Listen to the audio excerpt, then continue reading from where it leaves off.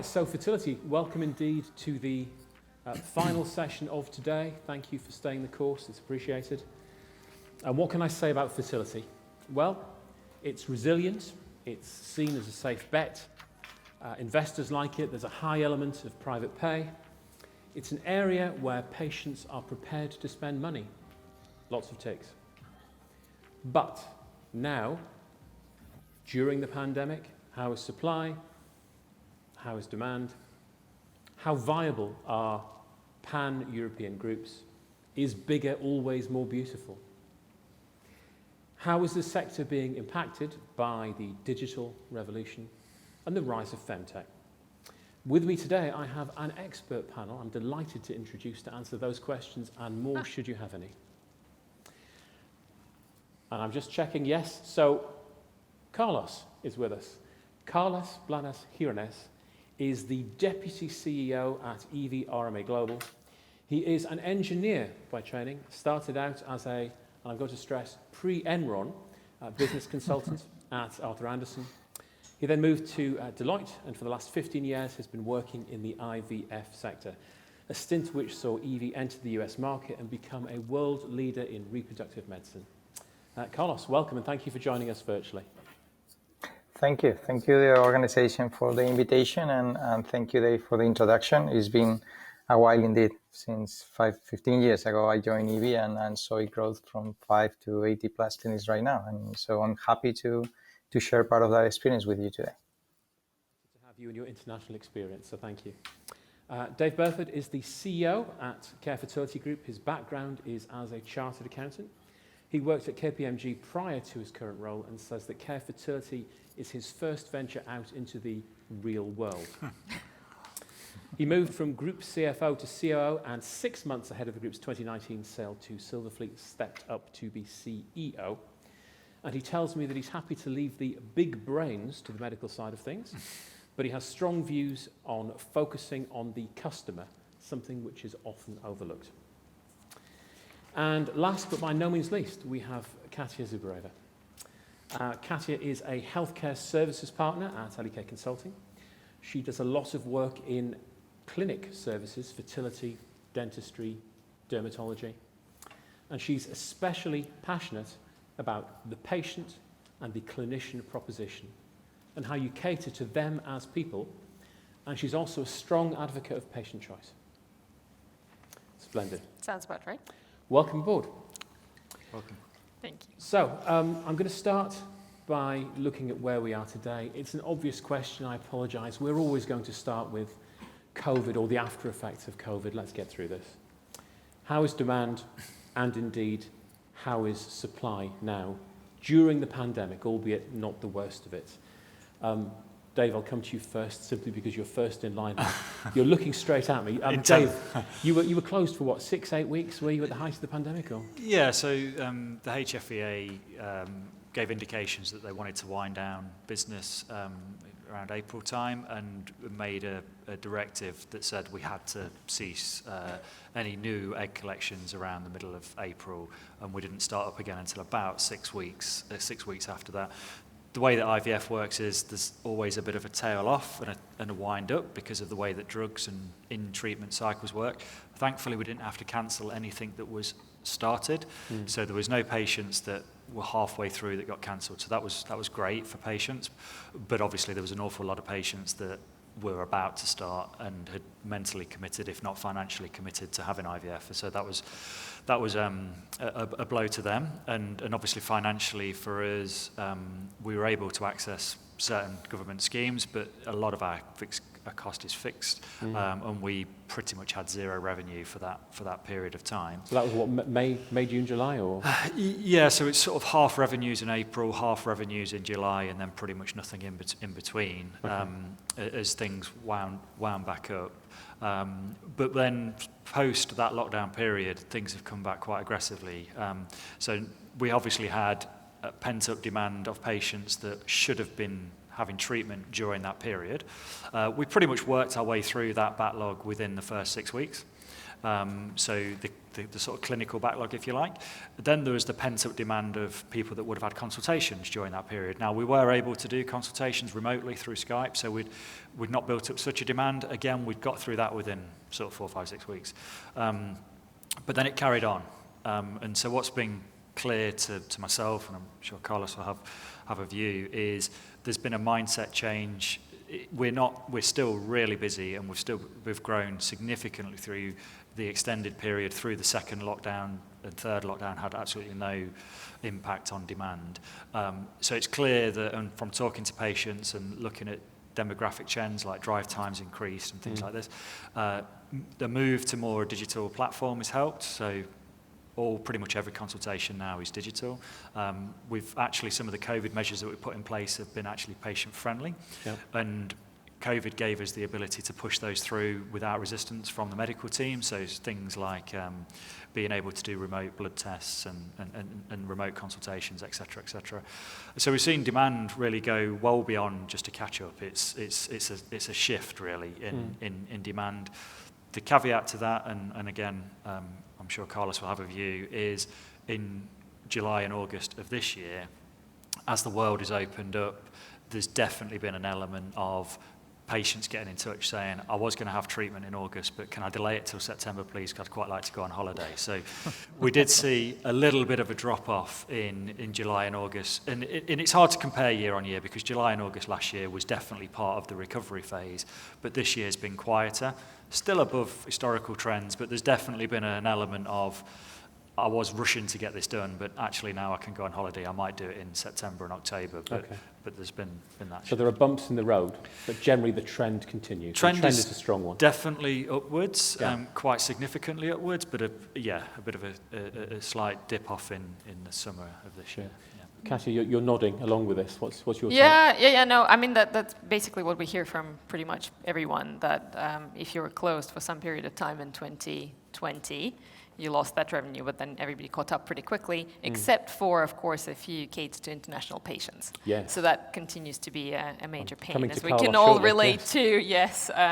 Kind of traveling across borders is hard, and then you have to look quite locally, really, at driving from Germany to Czech Republic is easier than flying from UK to Spain or whatever it might be. So those flows are still impacted.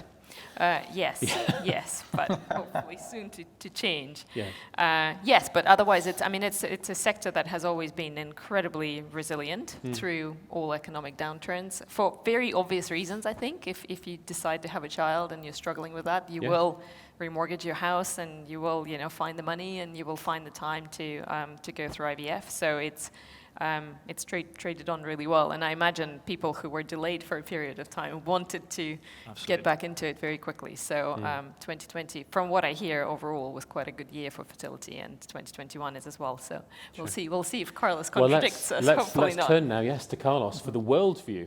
If I can be so bold, you've got much more of an international footprint. How do you see it from over there? I think Dave perfectly described what has been the situation in the countries with full lockdown.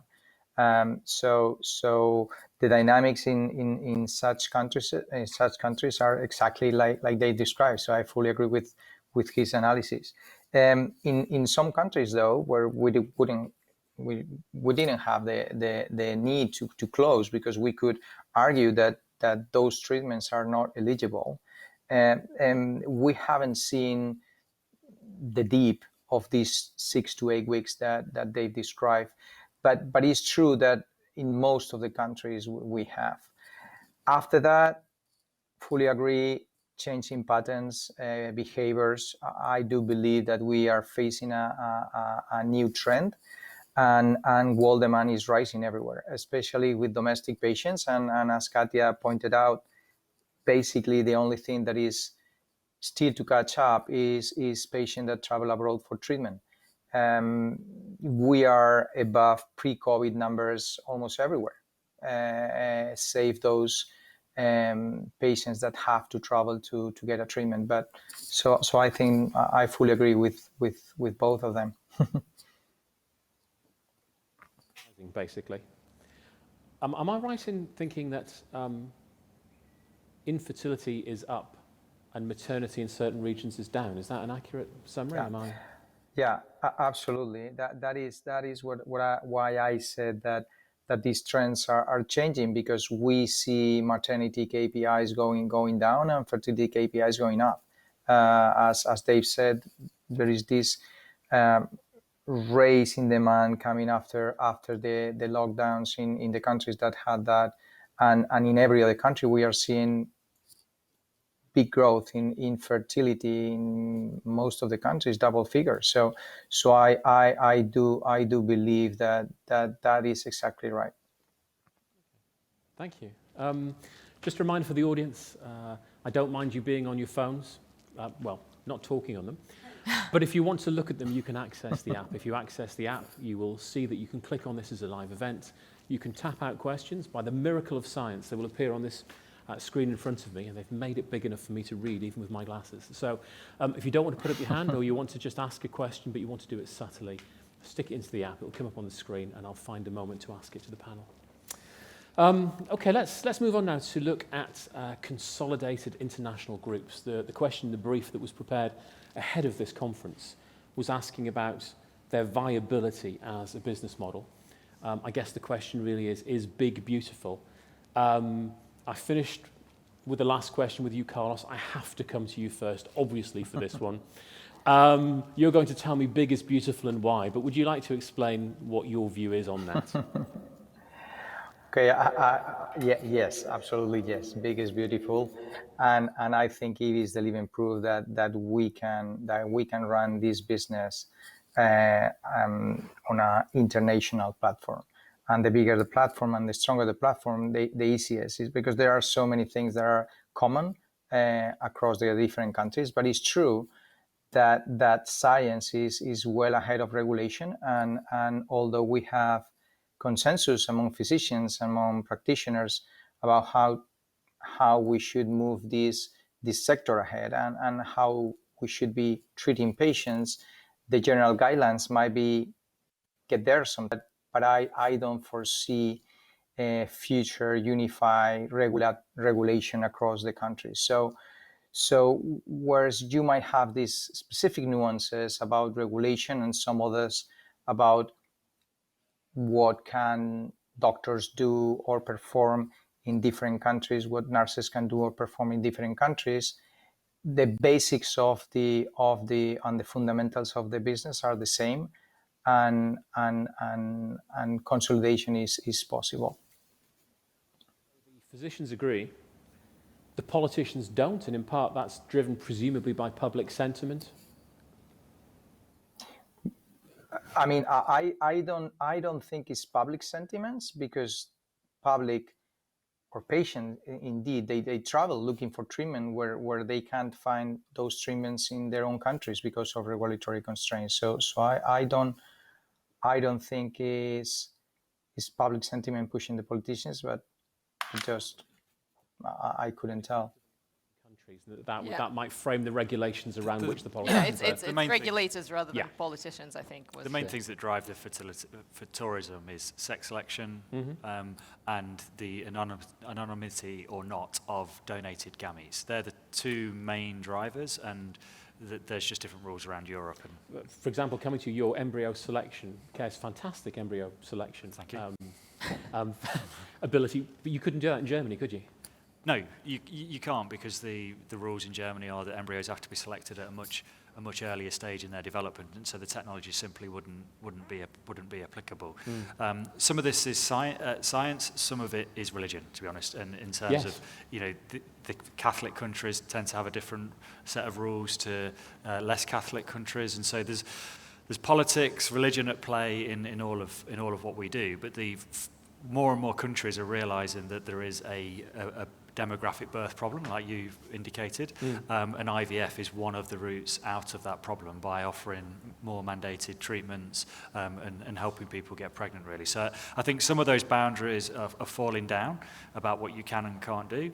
Some of them are there to stay, I think. But I do agree with much of what Carlos says. I'm not so sure all clinicians are agreed on the future, but there's definitely elements of that. But I think for me, the internationalization piece is one of the word platform is used a lot, but actually it needs to, in my view, there's some groups that have internationalized very well. Evie's one of them. There are some groups that have internationalized pretty poorly. I won't name them right now, but and for me, the difference is having a clear vision of what it is you are trying to do when you're internationalizing, and just simply going out buying a load of clinics will not lead to a happy ending. Sure, Yeah. and we may come on to M&A in a second, but these differences, the way that donor treatment works, same-sex couple restrictions, sex selection. Carlos, just to follow up briefly, these don't present problems for you. You deal with things in a different way, but you've still got a centralized base. You can still operate your business. You just need to take account of local regulations. There must be headaches inherent in having a big organization, even if it's with physician acquisition or transfer of knowledge, or there must be some problems there, surely. Honestly, quite honestly, as I said, the fundamentals of the business are quite similar everywhere. The big headache is dealing with doctors. Doctors are very special everywhere, and that is something that they have in common every country that I've visited. So I would say that it's true that we have to use different tools to basically deal with that in the different countries. The amount of money that doctors make in different countries change a lot. And that affects directly to the way that you can address this business in different countries. But I would say that basically what we need to bear in mind when we practice these treatments in different countries is basically related with regulatory constraints. That is the main factor. Staff management and culture is the other thing that you need to bear in mind when you're looking at different jurisdictions. Absolutely. I mean, staffing, you know, that as I said, and I think Dave also mentioned, when you have in a country that nurses that can perform many different procedures, as for example in the UK, the way that you are going to set up the clinic is completely different than the way that you are going to set up the clinic in some other place. But the treatment itself is going to be the same.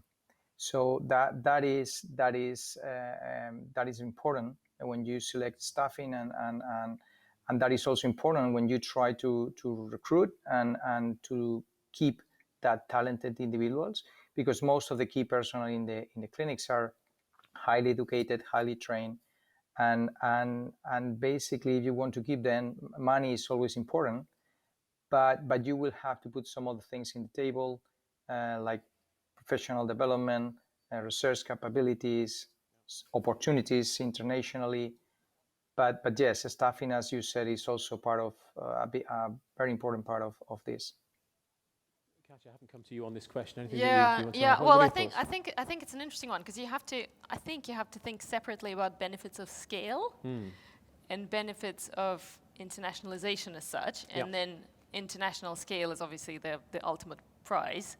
But a lot of the benefits you get, as you do in the UK, right, are from local scale. So all your ability to invest in systems and protocols and digital and things like that, your clinical quality and ability to do research and things like that, they come from scale.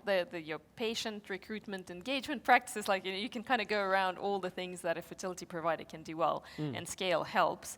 So if you ever had the choice to be off scale in a single country versus lots of single clinics across Europe, you would always want to be off scale in a single geography. Brand-led, like both Evie and Care are, because you get the economies of scale of the brand as well as the mechanics of running a group. But then at some point you run out of space in a single country, and then you want to diversify your revenue, you want to diversify your regulatory risk, you want to have maybe access to clinicians in countries such as Spain where they're more plentiful, or nurses, maybe bring them over to the UK or whichever other country you're in.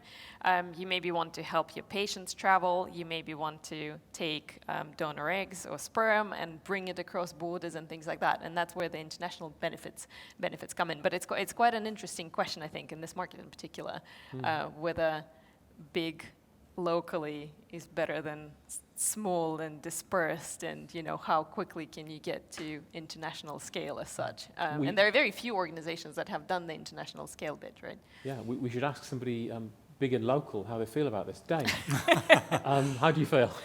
Well, I completely agree with what Katya was just saying. I think we've managed to get many of the benefits of scale, even though we're kind of landlocked into the UK. We've got Dublin as well at the moment, but that's as far as we've gone. But we've got our own proprietary systems. We've got a brand that's consistent. We train all of our own embryologists. We have now started to train all of our own doctors as well. So you can get those things within a country. What we've not got that Evie have got is the ability to de-risk the regulatory point that Katya says. Now, we're not particularly exposed to it in the UK because 99% of our patients are from the UK, so we don't have this risk of the government changing the rules and all of a sudden we lose a load of patients, which some countries do have where they're reliant on inbound tourism. But nevertheless, internationalisation would give a broader portfolio. The other thing we'd get with just even increased scale is more pure research and development. We're very, very good at the moment, but the bigger you get, the more you can just pour into that. And we've demonstrated through Care Maps that you mentioned earlier, but also some AI products that we're developing now, that you can really, and I know we'll come on to that later, but we can really monetize these products and really improve patient success through these products. So it's a win-win, but you have to sort of earn the right to do that through scale and money. Yeah, you mentioned training by choice or training out of necessity, because that's the way that you get the right staff. Both. If we could train all of our staff, we would. Right. There's certain regulations around what you can and cannot train with doctors, and so you have to sort of go cap in hand to the ROCG to get their permission to train, and if we were allowed to do it, you definitely would. I think every group would train their own staff if they could, but there are challenges of doing so. So it's more a case of recruitment out of necessity rather than train out of necessity. We can recruit. We don't struggle to recruit, but you are better off training your own if you can. So embryologists, we generally train all of our own embryologists. That said, staff are your most precious resource, presumably. Yes. How do you keep them on message? How do you keep them happy? I think Carlos touched on this slightly. It depends on which cohort of staff you're looking at. Generalising, embryologists and doctors are motivated generally by research, development and progressing themselves clinically and scientifically. Nurses and administrative people, which actually make up the bulk of the staff, are less motivated by that, but not, it's obviously not black and white in each case. So we put a lot of effort into having our own training programs, our own abilities to grow as an individual. We're fortunate in the UK, as Carlos said, that we actually can have pretty much any healthcare professional do pretty much any part of our journey. So what that means is if you've got a really ambitious nurse, then we can train them up to do egg collections, embryo transfers, prescribing, any part of the journey that you can imagine. Embryology is completely unlocked. You can do any part of it. So that really helps us in the UK. It's less like that in many foreign jurisdictions, so that you're more restricted, but that's generally how we motivate. And you've got a stable lab business, so within that, you have the ability to put people through that system as well, presumably. Yeah, we recruit around, we train around 12 to 13 new recruits every year. So we're behind the NHS with by far and away the biggest trainer of new embryologists. And we can do that because we've got the scale, but also we've got the consistency. So all of our labs pretty much do everything in exactly the same way across the group. So an embryologist is actually quite good at moving around. If we move on from Birmingham to Nottingham, they quite like it. So it's really flexible. When you go to other cohorts, not so flexible. Getting a doctor to go from even Nottingham to Sheffield, which is a 30-mile ride, is pretty difficult. Yeah. But yeah, it's horses for courses. But the consistency piece, coming back to that platform, is the critical bit, because we can have a doctor that can do a consultation on Skype for Tunbridge Wells the same as they could do it for Manchester, because everything around them is pretty much the same. If you've not got that consistency, there's no chance that you could do that, because they simply wouldn't be able to talk the language of that local clinic and it would break down. Carlos, any thoughts on happy staff? Anything to add to what you said before? No, I think Dave complemented perfectly. It's exactly like that. You have doctors more motivated by research and investigation and lower educated staff motivated by other things. I hear some return. Oh, now it's better. So I think that's pretty much it. I do agree that training them and providing them with more ability to grow in the professional career is what most where you have the ability to keep them most and give new challenges to the ones that really want to grow. And as Dave was saying, we train. We have IBI is related with the university, and we have master's degrees in gynecology and in embryology. So we do not only train our own staff, but we do train the community, and that gives us the ability to recruit in the future. So and it's another part of the thing. We have our own staff going to educational programs and being part of those professors, and that also motivates a lot the senior people. Thank you. It's interesting. Cassie, you talked about benefits and pitfalls of internationalization. Mm-hmm. How prevalent are things like cross-country clinician collaborations? Is that something that's on your radar? It is. There should be more of it, I think, Yeah. is the simple answer, because a lot of the international platforms are trying to have clinicians and embryologists actually talk across borders on a regular basis. It's not as straightforward as it should be, but much helped, I suspect, by COVID and us all getting onto Zoom and Teams and things like that. So there's, the kind of the physical barrier, friction of having to travel in order to get together and discuss something has been removed somewhat. So yes, there is generally a theme, I think, and I'm hoping I'm not going to offend anyone, Carlos in particular, by saying this, but even the bigger international platforms, there is still quite a long way to go in terms of becoming perfect and hitting all of these internationalization benefits and scale benefits. Why? Across borders. Just not yet. I think it's just not yet. I think we're all on a journey as an industry.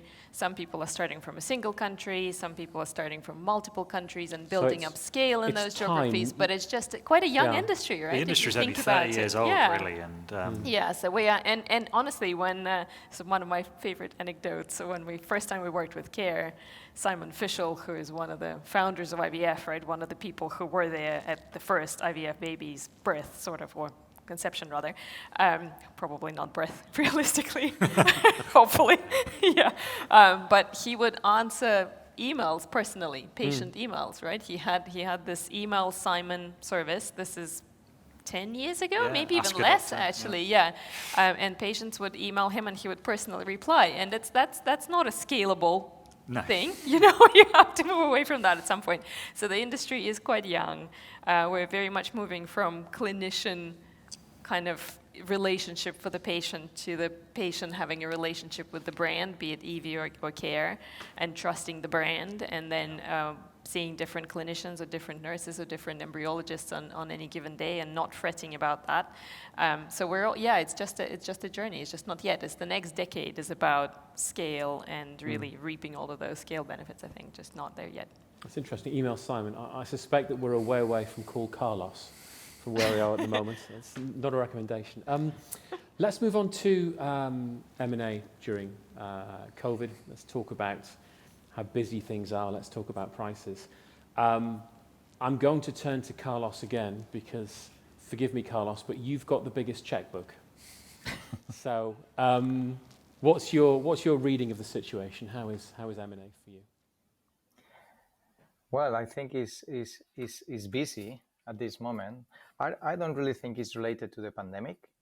I think it's more related to other factors. For example, in the US, you have a coming tax regulation changes that is pushing many investors and many physicians to sell practices because they will be facing new tax implications in the coming future. But I do believe that now is more related with the first and second cycle of investors coming into this sector. As Dave was saying before, this is a young sector. It's just 30 years ago. So it's still to come, the consolidation, and PE funds started to get in 10 years ago, more or less, 10 years, 5 years, most of them. So I think it's more related with this first, second cycle of private equity coming in and investors coming in than the pandemic itself. So it is very busy, but I wouldn't blame the pandemic for this one. Katia, fertility, hot or not? Oh, very. Has been hot for many years now. Tell us more. I think the question is, there are two questions again. One is platform acquisitions, right? And there are lots of people in this room with a green lanyards who are very keen on the sector and have been for many years. So I think that is a very hot subject. I can see them smiling in agreement when I look Yeah. out to the audience. So that's a yes. They're trying to not too vigorously. They're not giving it away. Okay. Yeah, exactly. Yeah, poker face and all that. And then a separate question, but also an important one, is roll-ups, right? And how much more there is to be done in roll-ups. And the markets are still remarkably fragmented. Even in the UK, where you have CARE and the Fertility Partnership, there is still plenty more to be done, actually. So I don't know, is the honest answer, whether roll-ups have been more or less, like single clinic acquisitions have been more or less active in the last 18 months. But it feels like it's been plowing on as an industry, as if nothing happened really, bar a bit of confusion in April and May. Let's just call it that. Just to reiterate both of those 2 points, really, there's two kind of tiers of acquisition. There's the clinic chains, which is what both Carlos and Katia said, and then you've got the single clinic, and they're very, very different acquisitions. The single clinics are typically, because of the age of the industry, the original founders of a clinic that was founded in the 90s. And you're now getting to a phase where they want to retire, essentially, and there's not a natural progression of that. They're not selling to other doctors. I'm not aware of another single clinic in the UK that's sold from one doctor to another doctor. They're all being sold to chains. And that's what's going on in the States right now, huge consolidation into platforms. But then you've got the next tier up, which are platforms buying other platforms. And that's only really just started in the last 2 or 3 years at any great scale. And that's the point Carlos was making about the age of the private equity influence of the sector. Yeah. And deals create an atmosphere, they breed more deals, they breed positivity sometimes. Is that what we're looking at here? I think certainly an element of that. I mean, I can only speak with great confidence in the UK, but there's certainly an element of, I talk to doctors and they say, well, we know we're going to get acquired by somebody and we'd rather it be CARE. And it's almost that attitude of, we know this is coming and actually we love the CARE model, we'd like to come with CARE. And so, yes, I think that's because they can see everything else consolidating around them and it's the obvious way to go.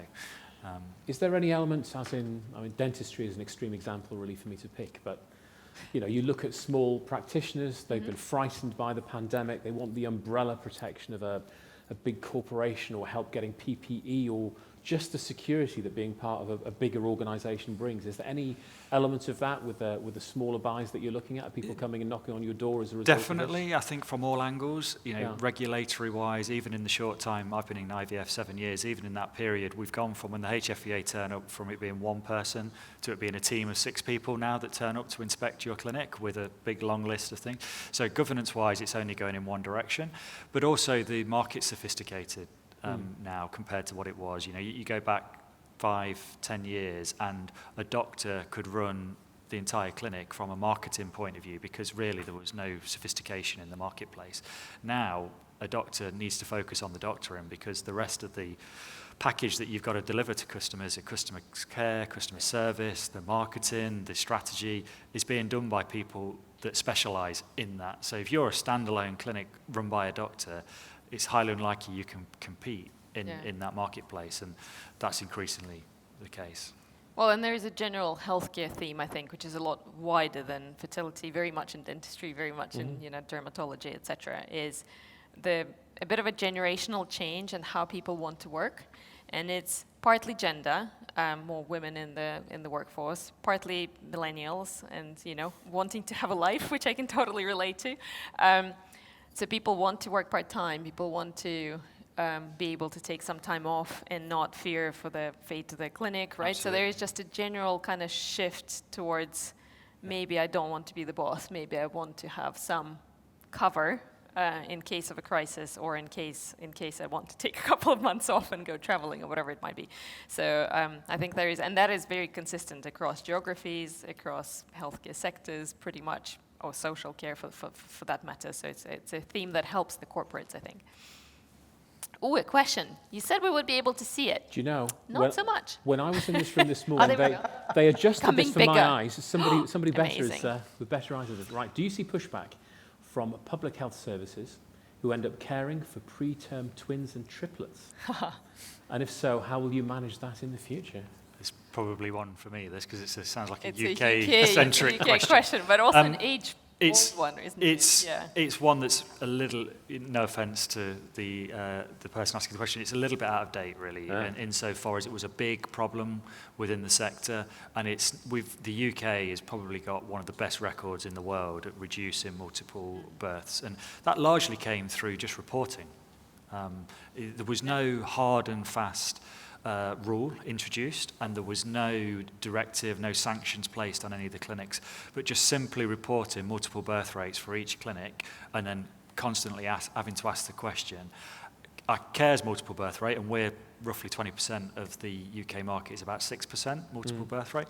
Well, the multiple birth rate de novo in the population is around 2-3%. So it's no longer anywhere near the problem that it was in the UK. I can't speak for outside of the UK. Carlos might be able to comment on that. Yes, I think I agree with you, Dave. Indeed, we've been trying to push the administration to go into a single embryo transfer compulsory for the clinics, because that is going to be the gold standard of practicing IVF. As Dave was saying, we are happily now in the multiple rate of the natural conceptions. We are below 3% multiple rate right now in EV, and we are mostly single embryo transfer. We do not do any more double embryo transfer in any of our clinics. So and I think if we could get the regulation body to change the rules so that we could only do single embryo transfer, that would help everyone practice. It will help the patient, it will lower the risk for patients, it will lower the expenses for the public system, because both, for example, in Spain is likewise in the UK, private clinics perform IVF treatments, but then the pregnant woman goes to the public sector, and all the expenses on ICU for babies is paid by the public. So I think everyone will win by changing the regulatory into a single embryo transfer, and I do believe that is no longer a problem in well run clinics as care as EV is, but is still a problem in many other places, and there are countries that are way behind us. So it's still something to be pursued, and we need to work everywhere to pursue the single embryo transfer. That's very interesting. I'm going to pause for a second. I want to come on to digital, probably as the last question. I'm aware that we've got just over 10 minutes left, but I am encouraged to look at the audience and see if anybody actually has a question they want to ask. Is anybody sitting on, I see a hand. If you pause, I see two hands, great. If you pause for a second, there's a microphone speeding to you. So hello everyone, my name is Anni Isomustervi. I'm from Finland, from Be Healthy Mehiläinen, and apparently you're just coming to the topic of digital.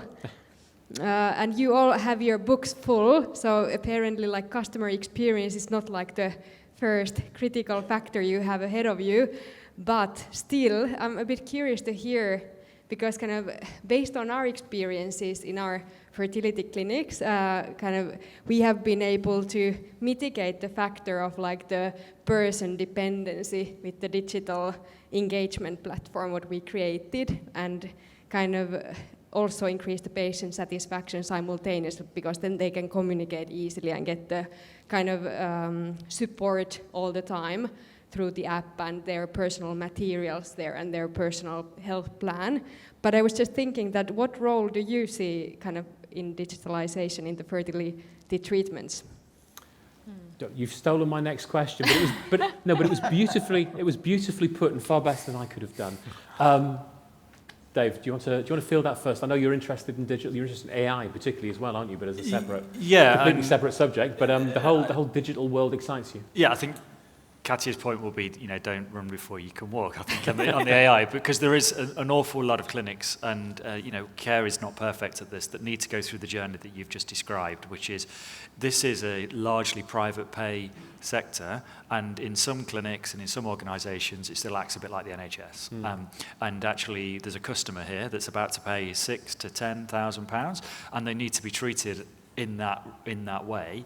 And there's a journey that IVF is going on through apps and through customer service training and all sorts, to move away from this is pure medical to being actually this is a customer service organisation. So digital has got a huge part to play in that, because you can actually turn something that's quite labour intensive into something that can be actually answered better 24/7 through quite a clever FAQ app style chatbot type approach. And I think we're all working on solutions for that. Some are more advanced than others. On the other end of the digital spectrum is AI, where there's such potential for AI in the sector. The best clinics in the world, some claim 80% success rates, don't believe it. The best success rates really are around 50, 60%. So there's an awful lot of patients that have treatment that pay the £6,000 to £10,000 and fail. And there's masses of data out there, and so huge potential for applying AI to that data to improve success rates. But also, in the Care Maps one that I talked about earlier, is a prime example where it's not just about pure research. You can monetize this, and patients want to pay the extra because they want the latest technology, and it's real. It improves success rates by 10-15%. Sure. So yeah, huge potential. Carlos, can I come to you with the same question? Forgive me, I'm going to ask you to keep it short, sort of a minute or two, because I know there's another question in the audience I'd love to come to before we finish.